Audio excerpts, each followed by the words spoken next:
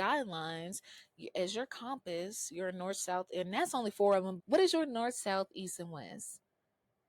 Don't go outside of those things if you really are dedicated to discovering more about yourself on this journey. Anytime that compass is leading you, scratch that, because honestly, when do a compass ever lead you outside of north, south, east, and west? It never does. Anything that is outside of that little 4 point compass of yours and your list of your words, anything that is outside of connection, creativity, freedom, joy, peace, friends, family, whatever that means, whatever it is to you, anything that is outside of that list, remove it from your life.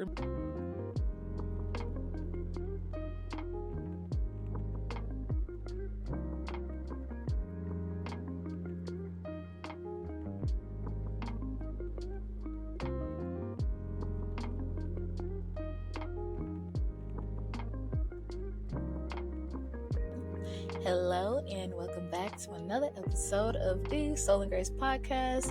I'm your host Danielle, and if you're new here, welcome, gather on in, everyone.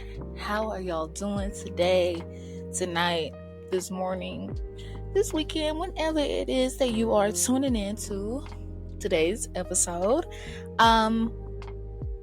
Today is a brand new day. This is a new leaf for Soul and Grace, as this is our first episode. Our first episode where we do things a little bit different. Before we get started, let's go ahead and get the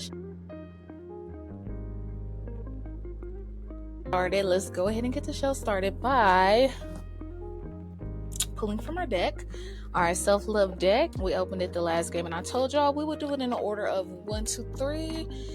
If you're new here, this is the self-love deck by the creators of the game. We aren't really strangers. Amazing game. And this set is specifically dedicated to self-love. And y'all know, or maybe you don't know if you're new here, that this show is dedicated to all things self and self-discovery. We are on a journey to nourish the mind, body, and soul through real things, real experiences, all realness. So let's see what we got today. We're not gonna waste no time and do a little crazy shuffle, because this is so new and I'm over here like shaking a little bit, because let me grab my little gemstone. My little gemstone, as y'all would say, my moonstone. This is totally new in a way. I'm super excited for like this new path and just this new path, just everything that's going to come with it, because these are all things that I'm super passionate about. And from the beginning, it started off as like kind of educational self-help type of thing. I didn't really give too much plan or action into like making it a full wellness brand, so here we are doing that. So yeah, first and foremost, today in level 2 of our self-love deck, our question is, what are you trying to tell yourself? I believe it goes past, present, and future. So right now, and it does say on there, present, if the camera tunes in, but what are you trying to tell yourself? That's so easy for me to answer right now. What I'm trying to tell myself right now is that I don't have to do it all at once. I don't have to do it all at once. I don't have to be all the things at once. I don't have to do all the things at once. It's gonna work out. So right now it's just, I have a hold, I have a grip. I don't gotta do everything at once, because it just never works out. And honestly,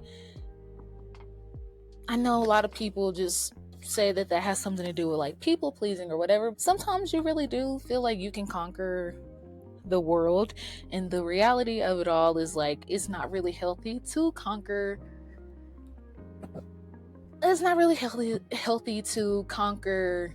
the world all at once.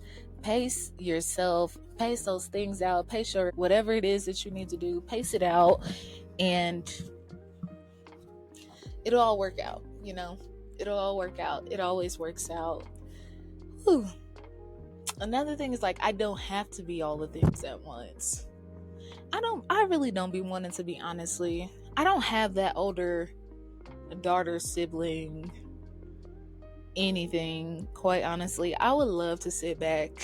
I would love to sit back, relax, and just enjoy, but something about things not being my way, or not them not being my way. If you want something done right, or how you want it, if you want it done your way, you got to do it your way. You can't expect other people to model or be like you. But another thing is, like, knowing and mastering that other people are not going to be like you. They're not going to function like you. Nothing about them is going to operate like you, no matter how much you like them either. So yeah, go ahead and let that sink in. What are some things that you're telling yourself right now? It could be good or bad. You guys are always welcome to share in the comments, in the description. Not in the description box, Lord Jesus, but comments on Spotify, YouTube, or you could DM me on RIP TikTok. RIP TikTok. God, I had a flashback. You can always DM me on some of the whatever app I'm on, and if you want to tell me privately, what is something that you're telling yourself right now? It could be something that, like, again, that maybe something you want to move past, something you want to start, something you want to quit, whatever. What is it? Let's go ahead and get into today's show.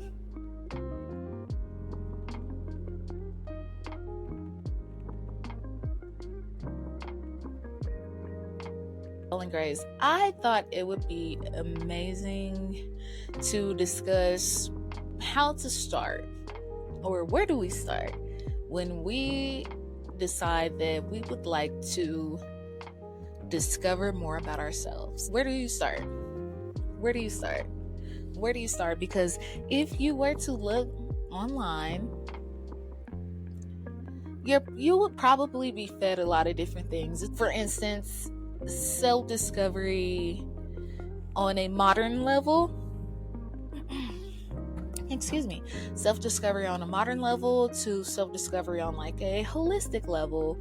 And maybe you don't know what I mean by that, but if you go look up in your search engine on an Instagram or a TikTok, if you still have access to it, if you are to look into, like, what self-discovery is on there, you might find some things that show sound baths and spa dates and mud baths and those things. And on the other hand, you might find, like, on the holistic side, you might find more so just teas and ocean the ocean, and lots of water, lots of nature, lots of time to self, but in a different environment than the modern self-discovery realm. For me, I can say that I have tried out both. Self-discovery really isn't just all spa dates and mud baths and floating, and what else have I tried? God, I've done it all. It's also not just tea and nature. It's a good balance of all of the things, but where do we start? Sometimes self-discovery, especially in the beginning, it's like overwhelming, but it doesn't have to be. Today, we are going to walk through 5 actionable steps to get you started on your self-discovery journey. Go ahead, grab a glass, grab a journal, grab a notebook, grab a pen, open your notes, something, and let's get started. One day, you're in your car. Maybe you just had the biggest breakdown of your life, which is just, honestly, it's just an episode of many of this life to come. life has become overwhelming, or a situation has become overwhelming, and you are just fed up. You know that where you are right now is not where you are meant to be. It's also not where you belong. And it's just not a spot or a place that serves you and you're ready to move forward. But where do you start? For me, I would advise starting with this number one thing first. Acknowledge where you are. Where are you at right now? You're gonna have to acknowledge the past, present, and the future. The past is gonna have to do with what was it, is what has made you uncomfortable. The present, is how does it make you feel? The future is, what do you want to do about it? To me, in my opinion, that's what it is. But the first step is just simply acknowledging the starting point and taking a moment to really reflect, like, okay, where are we right now? And for the person that is in a very overwhelmed state, a state of panic, a state of a state of just wanting to run away from whatever your problems and everything is, that's just going to be terrible. It's going to bring up it's not going to be terrible, but it feels terrible because it's just like everything else is already crashing down and coming down on me. Why do I have to think about this right now? Why do I have to deal with this right now? But you got to, because if you do not take a moment to reflect where you are, where you have been, you are more than likely to repeat the behavior and end right back up where you started. We're not trying to go backwards. Sometimes that happens. You do go backwards in different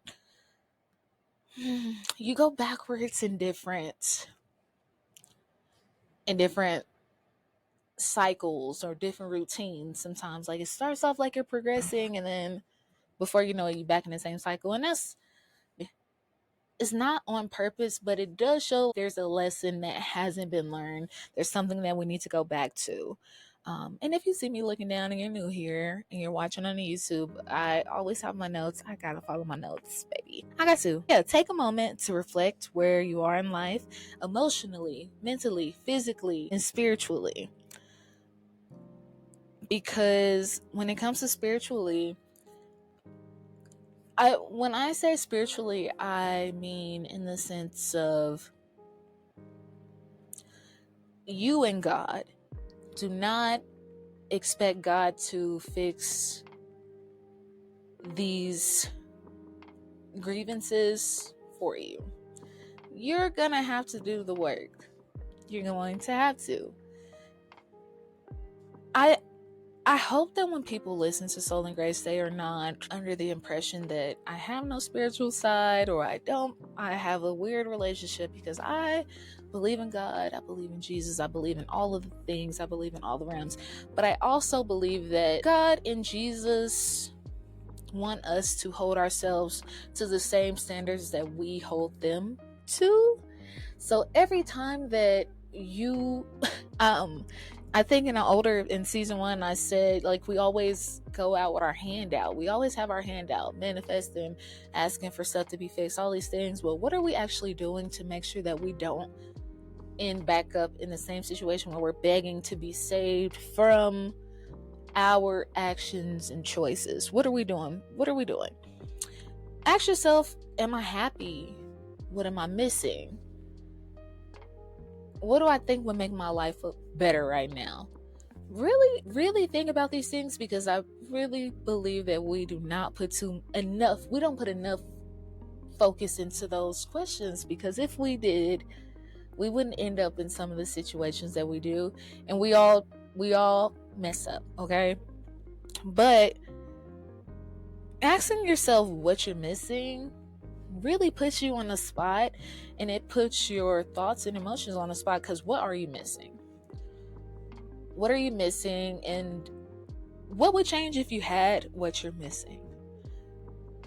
What would change? How would your life change? How would your routine change? How would your schedule change? What would happen? What does your life look like with this missing piece? Is it complete? Do you need some other pieces? Does it lack? Does it even fit into your life? Think about these things. This isn't about judging yourself. It's about understanding where you are so you can get to where you want to get, or it's at least close enough, or get on the path to who you want to be or where you want to go. Especially if you're someone trying to figure out where do you, like, if you're in the process of relocating and stuff. God, with this world right now, I'm not saying that in a fear-mongering way, but just, I know a lot of us are just with this upcoming next 4 years and things like that. Big things are happening, big changes, and they might involve relocating. But before you do those things, really don't consider what might look good. Consider what you can possibly get from those areas, or things like, what can this experience bring to your life? Things like that. I know when I was making my notes and I was scripting out my show, I was a little nervous to add this into a part of acknowledging where you want to be and who you want to be and all of the things, your past. I know that we probably, especially because it's the top of the year and things like that, you are hearing this a bunch, I bet, but you're going to need a journal to help with those acknowledgments, because you want to keep track of this process. Trust me. Trust me, trust me, trust me. You can uncover so many patterns and just sometimes the rhythms, because a lot of times when you are documenting life or just different spots here and there, even if it's not every day or every week, it's monthly, you kind of see like a little pattern. Or for me, what's interesting is I've always kept my journals, but it's nice to see the pattern of, am I still asking for this to change, or did I change it? Different things like that. But so number one, acknowledge where you are. That's our first step. It's going to be hard to move on to the next steps if you do not do number one. Number two, define your intentions. Why are you trying to find out more about you? Maybe I'm wording that wrong, because it's not really why. What is making you? What's the reason? What is firing or fueling this journey? What's driving you to get to know you? Set one or two simple intentions. And again, a lot of these things, when you hear it, it sounds very hokey, but it's not. What are you working towards? And not a long-term like goal with it, but what are your intentions with the path? Like, do you want to spend more time doing the things that you love, spending more time getting to know yourself? Are you doing this? No, we're not doing it for that reason. Remember, we are never doing this for anyone else other than ourselves, because once we learn to love ourselves and we have that mastered, then we can focus on pouring that into someone else. But listen to the other episodes if you want to know why we don't talk about that on here. Please. Do you want to feel more confident in your choices? For me, a lot of my self-discovery was making sure that I honor myself, making sure I honor my thoughts and feelings, because as a woman, as a mom, as an entrepreneur, there are so many other things that I tend to focus on before I focus on myself, or even if I focus on those things if I focus on those things with the purpose of focusing on myself, it still ends up not being about me. So in the last couple of years that I've purposely been working on it, not the wellness purpose, but as far as giving myself the grace, because that's really what it was. Learning how to give myself grace through everything that I am. Sometimes I'm a better mom. Some days I'm a better entrepreneur. Some days I'm not doing any of this. Quite honestly, some days I'm a better podcaster. Some days I'm a better graphic designer. Some days I'm a better doula. It just depends. But I'm just not. It's not even that I'm just not, but I don't have to be all of those things. And the grace comes in when I just understand and don't act on trying to be all of those things at once. Because it's a thing. It's a thing. It is definitely a thing. But yeah. So, one of my personal intentions is to simply prioritize myself without any guilt. What's your intention or intentions? Let me know, because there might be a few things, especially if this is a new journey for you. And again, like I said, you could be really, really fed up with something. And by fed up, I don't mean fed up in the sense of you hate it so much, but you're just in a season of change. Honestly, since I hit 29, I don't know what happened, but the frontal lobe or something developed a little bit more, and that's all I've been feeling like, I don't know, the last 6 months, I guess, really.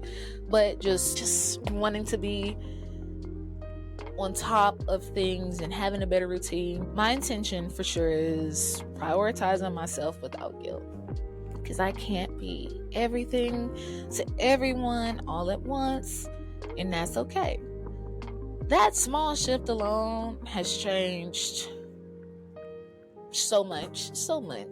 And I think sometimes it's read to be what it's not meant to be. I do believe that people who are either on the same path or they just understand, they get it. Number 3, explore your values. Your values are like a compass to your journey, just like your intentions, for sure, but they help you make decisions to stay aligned with your authentic self. For some, they might hear that and be like, well, I'm on a self-discovery journey to figure out who my authentic self is. Like I said, your values are a compass. What do you value? And what you value says a lot about who your true self is. I really do think. I almost want to say you rarely have to think about your values, but that's so wrong, because you use your values in other ways.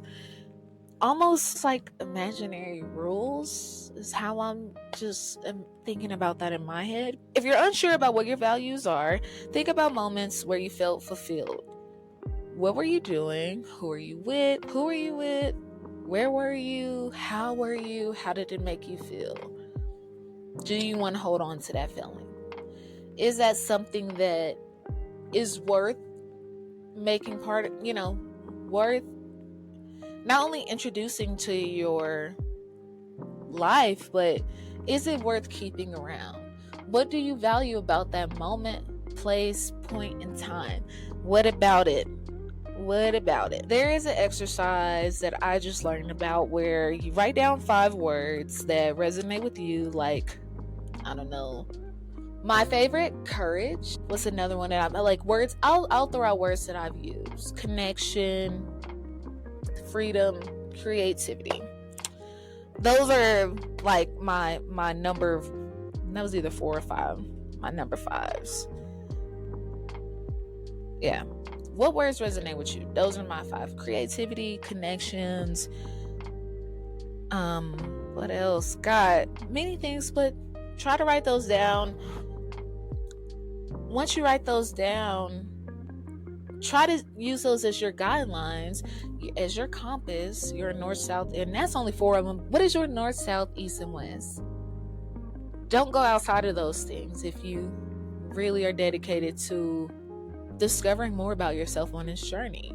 Anytime that compass is leading you, scratch that, because honestly, when do a compass ever lead you outside of north, south, east, and west? It never does. Anything that is outside of that little 4-point compass of yours and your list of your words, anything that is outside of connection, creativity, freedom, joy, peace, friends, family, whatever that means, whatever it is to you, anything that is outside of that list, remove it from your life. Remove yourself from that person, place, thing, area, world, light, remove yourself from it because it's not aligned with who and where you want to be. Simply, it's just not. It's not. So why deal with it? Why have it in your life? Why? We're going forward. We're not going back.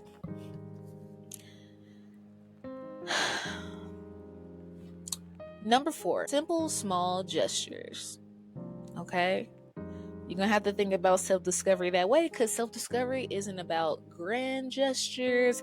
It is about small, consistent actions. Small and consistent because we are not trying to just follow trends. We are really trying to see the trends are cool, the things, but you do have to understand we are being marketed to like no other. Take your time. Try these things out one at a time. Save your pocket some money. Save your mind some stress. Save your body a lot of trial and error too, because I don't think many people recognize that, you're not going to see a big change from a lot of supplements depending on what it is. Herbs you can, depending on what it is exactly. These things have to get into your system, and honestly, if you want to see any quick changes, go directly to food. Go directly to your nutrition, not supplemental things, because it's not gonna be this grand change of feeling amazing or even just finding yourself. It's gonna be the little things that add up, or the little tweaks that you made in your diet, your everyday life, your sleep habits, just all of those things. Everything is going to be over time and gradual versus really, really fast. You can try incorporating little exercises or things. Everyone is already telling you, get outside, use your body, move your body. It's super healthy. Journaling, super healthy. I feel like some of these things these two things specifically are super self-explanatory because they actually work. There's nothing that says differently about journaling, exercising. What else did I write down? Meditation. All of these things actually work. And the main reason that they work are not because you're going to lose weight or because it gives you therapy without having to pay for it. It's simply because these few examples give you a time to actually reconnect with yourself. When I'm on walks, I get to talk to myself, I get to think, I get to listen to the music that I want to listen to. When I'm journaling, I'm just letting it all out and nobody has to see it. I'm not sharing it with anyone but myself. I get to go back and reflect later on. For what else did I put on here? Meditation. I did not know how to meditate. I could never, what I thought I needed to do was zone out, but I could never just bring my mind to that river, that flowing river. Now I can, a little bit better than I could before. I'm much better. Oh God, much better at meditating. Much better. God, much better. Start with maybe 15 minutes, maybe 10 minutes if that's all you have. I know it's kind of slept on, but all you're gonna do is scroll when you go sit on the toilet anyways. I like to jot in my notes and stuff or read when I'm sitting on the toilet instead of doom scroll. You can do it there too because you're probably just gonna be sitting there anyways. The key is consistency and not perfection. The key is consistency and not perfection. It's not. Number 5, seek support and community. You do not have to do this alone because you're going to feel alone a lot on the self-discovery journey. It's going to feel like people are just dropping like flies from your life, but they're not. They're just not aligned with you, and you don't have to take it personal.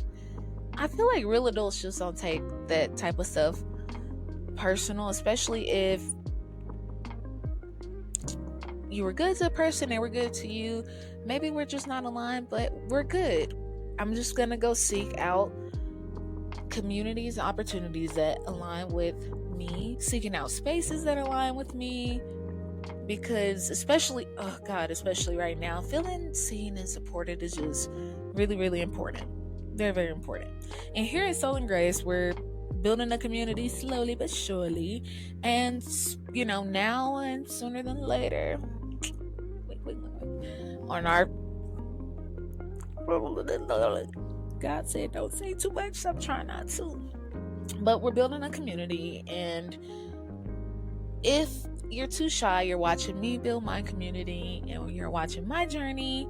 So we're not alone, and we're growing alongside one another. Of course, if you're new and you just happen to land on this video from a random search and you're ready to connect, go ahead and subscribe to the channel and join the family. You do not have to do this journey alone. You don't. You do not. Seek out spaces and communities where you feel seen and supported. You're not going to know where you feel seen and supported if you don't actually see what's going on in your city, area, your realm, virtually, whatever. There are so many opportunities for us to meet and interact with new people. I know for me, being in Denver, especially where we only make up 3% of the population, finding my space in my somewhat community has been interesting, but I at least know where to find the community. There are always things going on, and there are always new ways for me to get involved with the city and all of the things. And of course, I am building this wellness virtual space for all of us to connect as well. So I can't wait to see what all grows from that. But those are our 5 actionable, realistic, achievable things to help us, really guide us into this new realm. Or if you've been here on this realm and maybe, I don't know, maybe I didn't do a good job in the beginning in helping you figure out that direction, but hopefully after this episode you have a better idea. Let's go ahead and close out the episode.